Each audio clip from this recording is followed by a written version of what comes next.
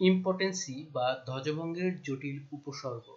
জটিল উপসর্গগুলো হলো যৌন আনন্দ থেকে বঞ্চিত হয়, দাম্পত্য সুখ শান্তি বিঘ্নিত হয়, সাংসারিক শান্তি নষ্ট হয়, জৈবিক চাহিদা মিটাতে স্ত্রীর পর পুরুষের প্রতি আকৃষ্ট হয়, সর্বদাই মানসিক অশান্তিতে ভোগে এবং স্বামীর প্রতি শ্রদ্ধা ভক্তির অভাব হয়। পুরুষের পুরুষিত গুণাবলীর বিকাশ হয় না।